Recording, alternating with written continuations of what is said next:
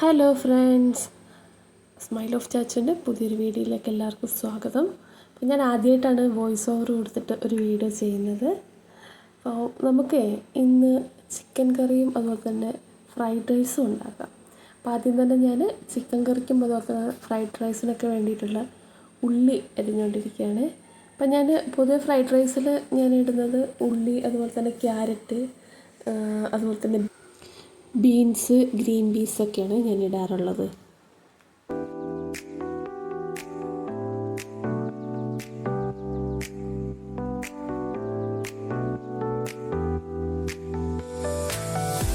പിന്നെ നമ്മളൊരു പാത്രം അടുപ്പിലോട്ട് വെച്ചിട്ട് ഓയിലൊഴിച്ച് അതിനകത്തോട്ട് ഗ്രാമ്പൂ പട്ടയൊക്കെ ഇട്ട് ഈ അരിഞ്ഞു വെച്ചിരിക്കുന്നതെല്ലാം അതിനകത്തോട്ടിട്ട് വഴറ്റുമ്പോൾ നമ്മൾ അല്പം ഉപ്പും കൂടി ഇട്ട് വഴറ്റുമ്പോഴത്തേക്ക് പെട്ടെന്ന് വാടി കിട്ടും.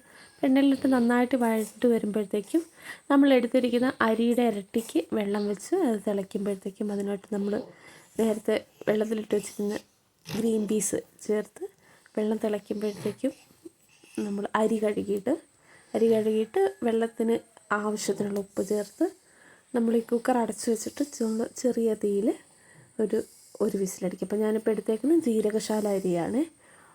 ചോറ് വരുമ്പോഴത്തേക്കും നമുക്ക് കറിക്ക് വേണ്ടിയിട്ടുള്ള കാര്യങ്ങളൊക്കെ ചെയ്യാം. അപ്പോൾ നമ്മൾ കൊണ്ടുവന്നിരിക്കുന്ന ചിക്കൻ കഴുകി വൃത്തിയാക്കിയതിന് ശേഷം നമ്മൾ അതിലേക്ക് മഞ്ഞൾപ്പൊടി, അതുപോലെ തന്നെ മുളക് പൊടിയും ഉപ്പും ഇട്ടിട്ട് അത് നന്നായിട്ട് ചിക്കനിനകത്ത് തേച്ച് പിടിപ്പിച്ച് നമുക്ക് ഒരു അരമണിക്കൂർ മാറ്റി വയ്ക്കാം.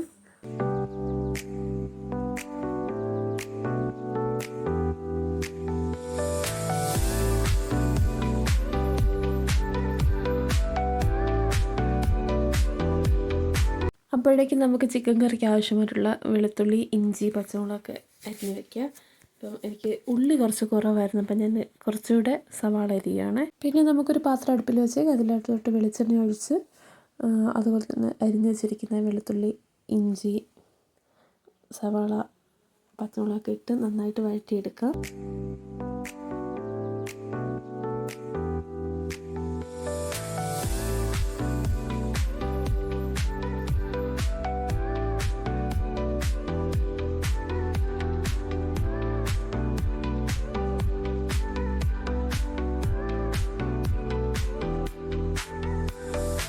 അപ്പോൾ വഴണ്ട് വരുമ്പോഴത്തേക്കും അതിലേക്ക് നമുക്ക് കുറച്ച് മുളക് പൊടിയും മഞ്ഞൾപ്പൊടി, മല്ലിപ്പൊടി, അതുപോലെ തന്നെ ചിക്കൻ മസാലയൊക്കെ ചേർക്കാം.